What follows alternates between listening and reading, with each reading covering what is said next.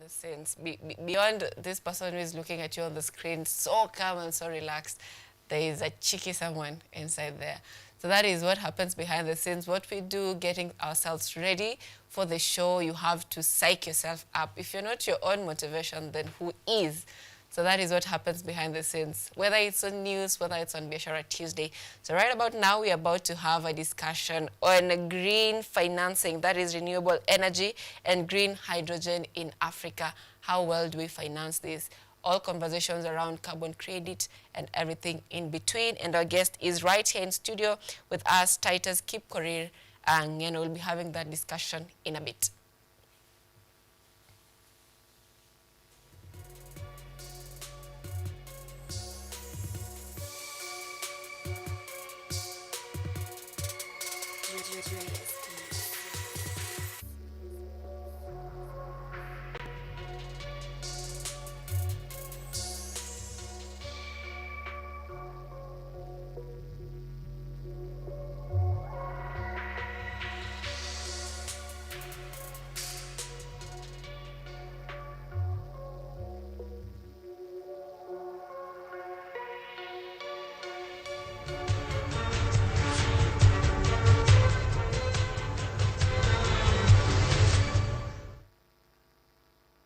All right, we are here on the launch. And before I introduce my guest, you know, everyone introduce themselves best. Titus, how are you this morning? Good. So good to have you here this morning. It's quite a heavy traffic. We are so glad that you made it to KU Studios this morning. How was your journey traversing all those towns to KU? Yeah, of course, the journey have been quite tough with emissions of tear gas. But thank God I've made it well here to KU. So how would you describe yourself, Titus? Based on what you do, who you are, how would you describe yourself? So, my name is Titus Ngeno, and I'm a renewable energy professional with vast experience in developing renewable energy projects in Kenya, and also I've done a lot of energy auditing, environmental impact assessment, and other of topics also, renewable energy and green hydrogen in Africa, and another one in climate change and finance in Africa. Yes. So before we get into you telling us what inspired you to write these books, when someone thinks about renewable energy, what comes to their mind is electric cars, you know, using gas instead of using firewood or charcoal. So what is there more to renewable energy that as a public we don't know?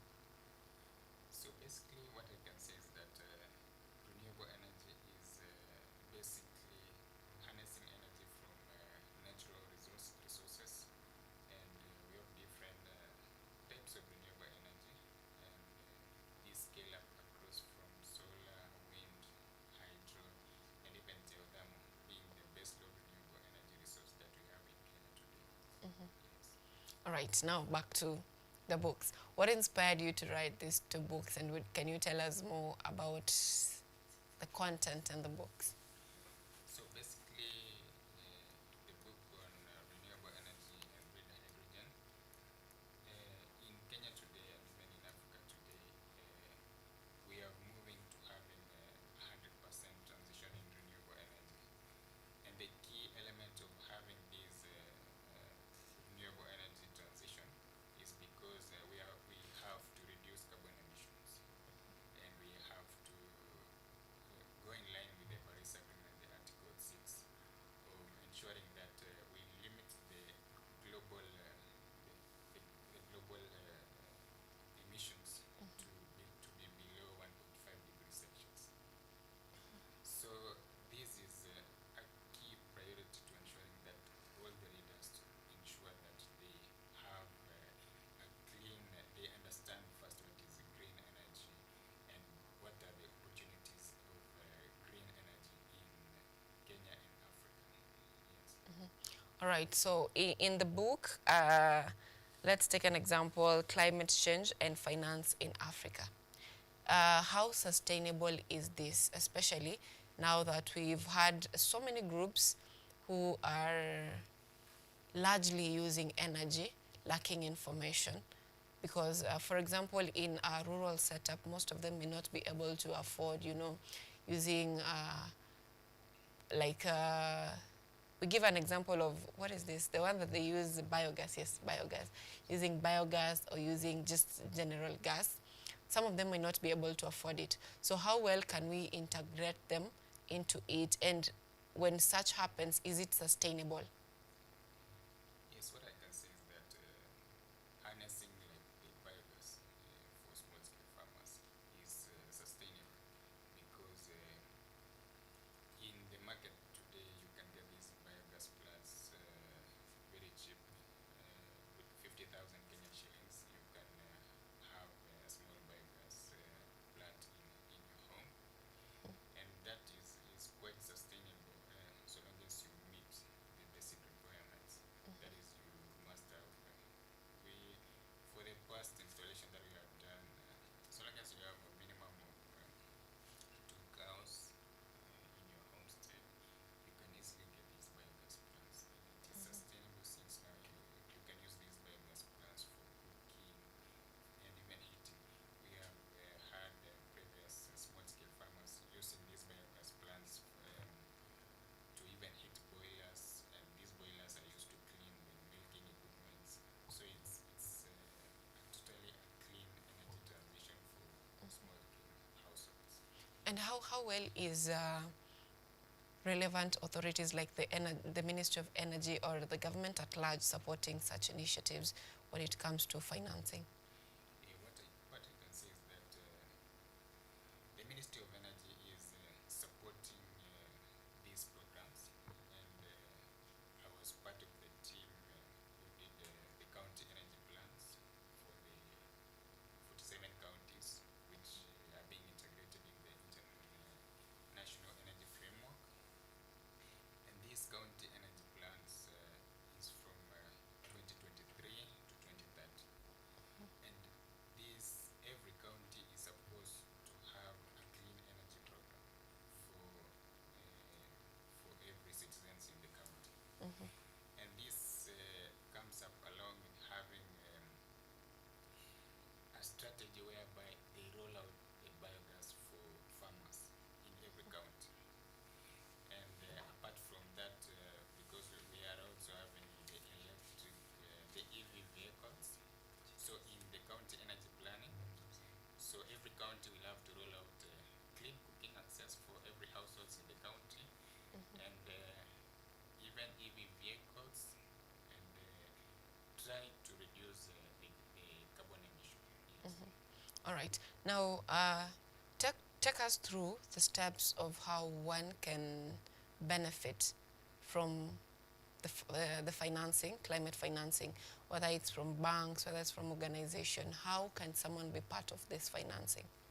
So what I can say is that you need to be first to be in this space, and you have I encourage the youth to come up with startups in climate finance, in climate space, so that you get an opportunity to access this green financing.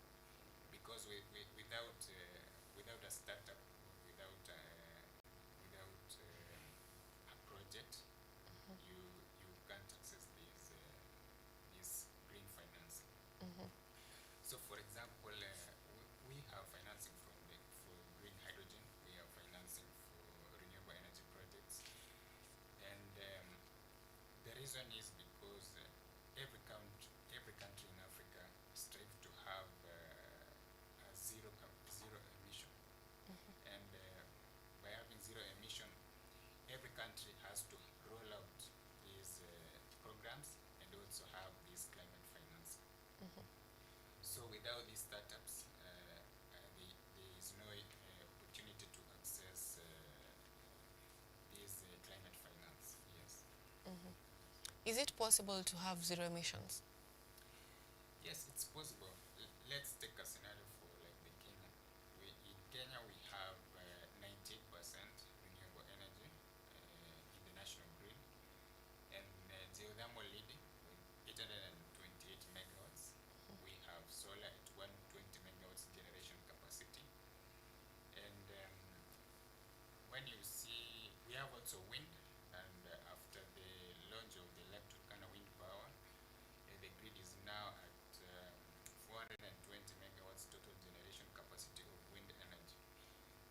when you see, when you find that we have a gap of 8%, and now if we invest in green hydrogen, that means we'll be able to offset around even 100,000 metric tons of carbon emission. And this means that there is also transition, like we know that the conventional way, the cars that we have in our country today, they emit a lot of carbon emission. So there is now a competition of having a hydrogen fuel cars, and have also the electric EV vehicles. And these, when, for example, an EV vehicle, when you are traveling from Nairobi to Kisumu, you will need 5,000 Kenyan shillings for the fuel. But no, not EV, but the normal That uses fossil. yes, the fossil fuel vehicles. But when you are using the EV, you can charge it at around, you can use 800 shillings to charge that 100 kilowatt EV vehicle, and you can travel from Nairobi to Kisumu. So you find that you reduce the cost of the fuel. That is first thing, and the second thing is that you offset the carbon emission. And the reason why we are transitioning to having green hydrogen is because that we find that factories like for cement, factories for steel, they use a lot of energy, and they have high carbon emission. So when we replace these factories with green hydrogen cells, even though there is a high production cost, this will offset around 7% of carbon emission every year. Yes.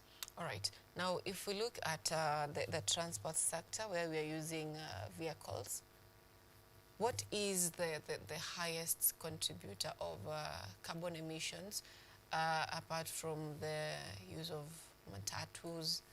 Because if we look at it really, it is very hard to like get rid of them on our roads, because you know there is a lot of you've used matatus and you enter kind unangalia dashboard and you're like, what is happening here? And then the emission is very high, because also we've had situations where the study of areas around major highways having a lot of emissions or a lot of the gases that are harmful. So what are the major contributors to these emissions, and how well can we you know, harness this or save this situation? So what I can say is that there are there are many scenarios whereby there are many emitters. Like for example, basically oil and gas industry are the highest emitters in this space, and even that is why the Ministry of Energy is tried to eliminate the use of the diesel gensets. Like they decommissioned a plant in Mombasa, Karabai, the 70 megawatt diesel genset, and we are trying to replace the diesel genset with renewable energy technologies, because they are high emitters. And you find that many project developers are coming up with projects in renewable energy, even though there is an issue with Ministry of Energy whereby they have not lifted up the moratorium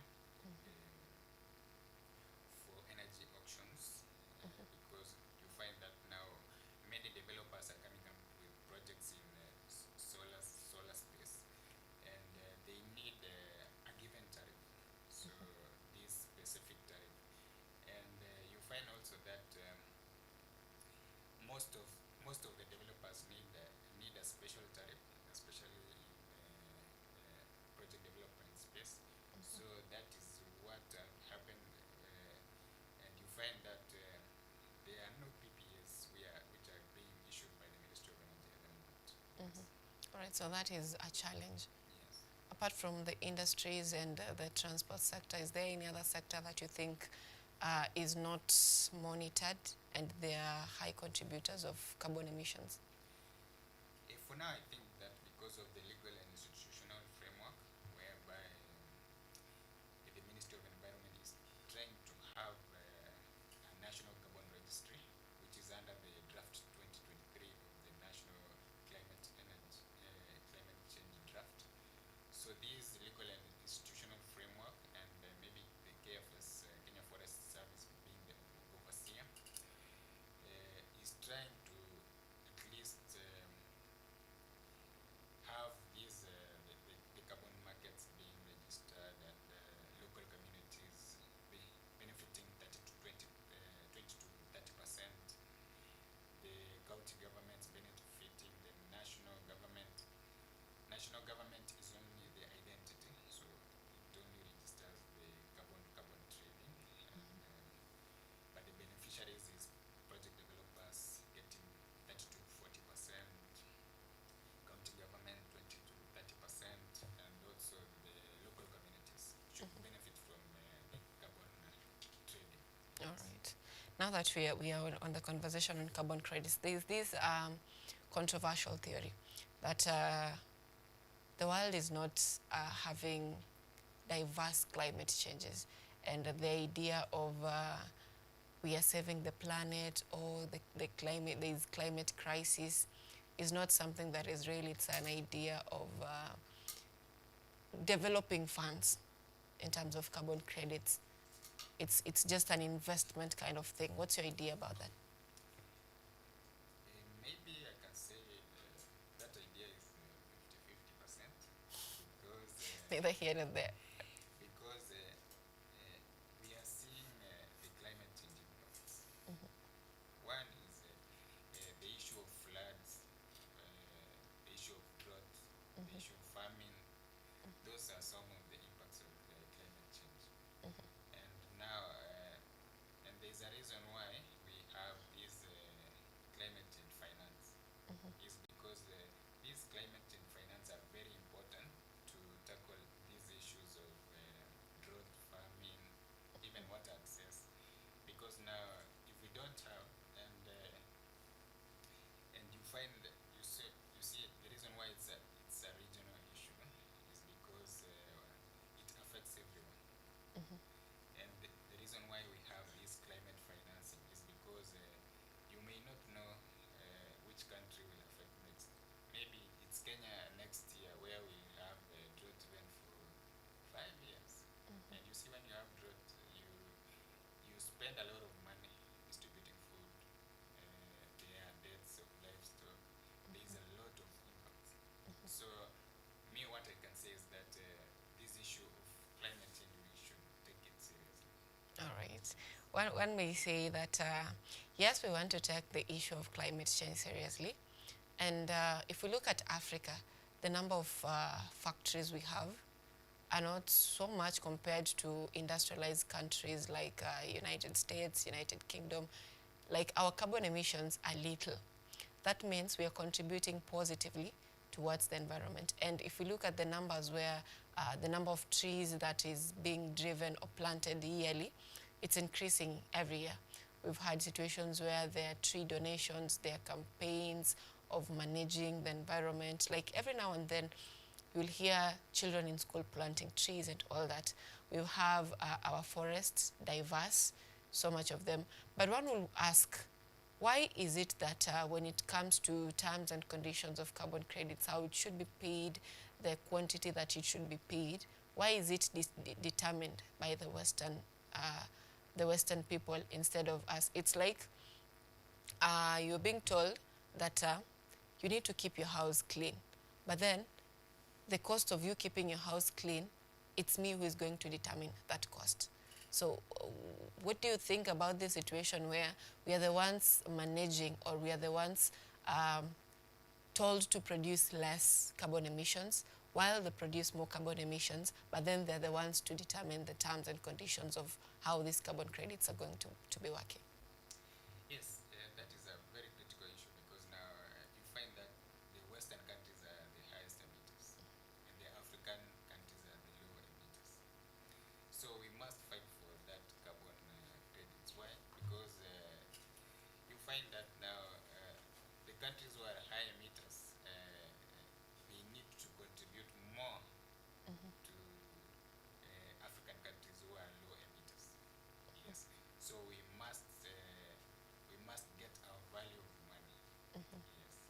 think there is imbalance there? Yeah, there is imbalance because now the high emitters should pay us more, should pay our African countries more because now we are low emitters. Yes. When Trump was getting into office, he promised that the oil wells will be once again opened, and the narrative of using electric cars, it's not something that it's going to be normal, or it's not something that they're going to be embracing.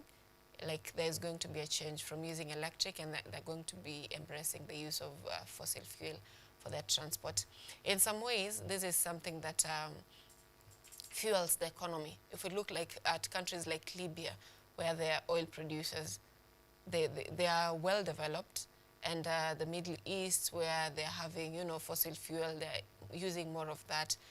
It's like they're controlling the economy. And now as Africans, we are moving away from that. We've had a case where we are having oil wells in Turkana, and we are moving away from that. So is it something that is, do you think this is something that is going to be keeping us on our feet in terms of economic empowerment and the narrative of green energy? It's not so much friendly to economic growth. Yeah, for the oil wells in Turkana, I think it's quite important because despite the issue of emissions and the impacts of having oil fields, we still need those oil wells because right now we import a lot of oil, and I think at some point last year the Minister for Energy signed a G2G agreement, and you see the oil, the cost of fuel is rising in the country, and this is we need a sort of reduce the taxes and maybe export more. We need to fully utilize the oil wells in Turkana to make sure that we also become exporter of green. But what I know is that Kenya, we are still far from exporting oil, despite having oil wells in Turkana. Yes. So is it not like a situation where we are preaching water but we are taking wine? Because in as much as there is need to embrace green energy, renewable energy, it is more profitable embracing fossil fuel. That one now embracing fossil fuels depends on our capacity to harness what we have, and you find that maybe even with the LAPSET project, we had LAPSET project that will be directly from Turkana oil fields to the Lamu ports, and that Lamu port now will be a hub for exporting this crude oil. You find that we have no capacity to refine crude oil in Mombasa. So we, even if we have the Turkana oil, we have to export it as crude oil, For and it to come back yeah, to come back. refined. So we still have some challenges, and there was the issue of we had an oil refinery in Mombasa, but there's been issue with the capitation, and it has been on stall for the last, I think, 20 years. So we still have quite a challenge in the oil industry sector. All right. So how do you see the green energy, the hydrogen, use of hydrogen fuel, or in the next 10 years, the future of it? So what I can say is that it is quite important to have these green hydrogen projects. Kenya having one green hydrogen project in Naivasha, that is 1.7 megawatts. It's an hybrid system because it's a solar farm integrated with the green hydrogen project, and with the development of green hydrogen fuels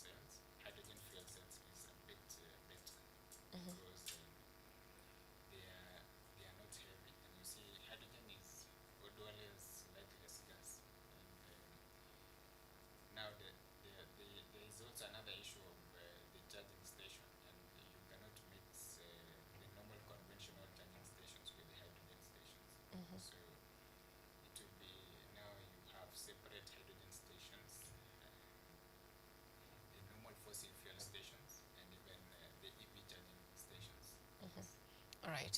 And what role should the local community, the youths be playing in this transition? So I think the local communities or the youths should be also in this space, try to get the market share in coming up with the startup technologies, how to integrate these AV vehicles. They come in assembly of the electric vehicles.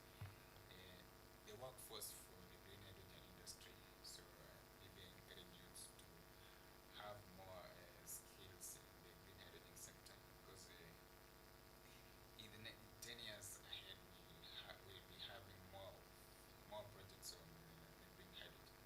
Yes. All right. From your years of experience in this field, what was the most exciting project that you had that inspired you to, like, and you decided that, what, this is the field I'm going to be part of for the longest? So I've done quite a number of installation, ranging from biogas, and I think from biogas I've done around 20 biogas plants, 20 more biogas plants Right. for small scale households, despite having some challenges in terms of efficiency, but they have embraced it. Also, same case to the C&I sector, that is the commercial and industrial solar sector. I've managed to install two 25 kilowatt systems for industrial scale, and I'm also part of the development in green hydrogen projects, water desalination, because we have one water desalination project in Kwale, and this project will be incorporated with the green hydrogen, because basically we need the issue with green hydrogen is that we require a lot of energy, and we require also water. It's basically electrolysis, whereby we have different types of hydrogen. That is a brown hydrogen, we have gray hydrogen, and we have yellow hydrogen. Yes. All right. And in the industry, to ensure there is a smooth transition, what do you think should be done differently?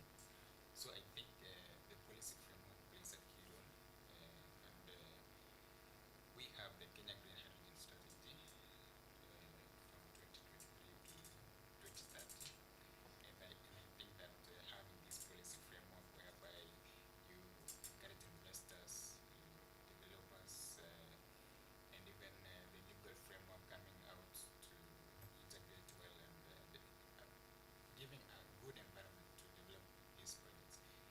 These will at least improve our economy, and have more youths also joining the space in terms of the workforce. Yes. All right. So do you have any advice, trade secrets, any, something that you can give to encourage someone who is a potential investor in the green economy? So with the incentives in place with the policy framework, the Kenya Green Hydrogen Strategy, the Kenya Climate Change Act of the draft of 2023, and the carbon credits market, the financing, the integration, all integration of this. I'd like to encourage also investors and the workforce to come together, and even the policy framework, the Ministry of Energy, because they are the key players also in this space, because without a clear guidelines and policy framework, we cannot develop these projects. The reason why I'm saying is that you see a country like Namibia, they are now leading in Africa in developing the largest green hydrogen plant. And the reason is because the government is supporting with the France government. They have developed a $10 billion US dollars green hydrogen project in Namibia. And this is through the support of the government.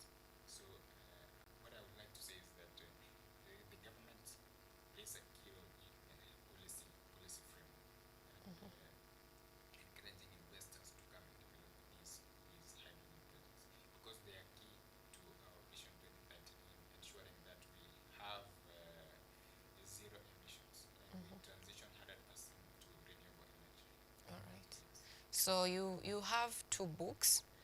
You've written 2 books, Climate Change and Finance in Africa, and also Renewable and Green Hydrogen in Africa. Why should we have these books? Yeah, because first is to impact knowledge.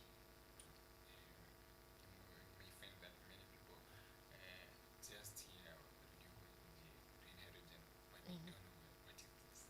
So All right. it's very important to know what is this green hydrogen, what is these renewable energies, and what are the opportunities as an investor, as a even a student. How do I get into this space?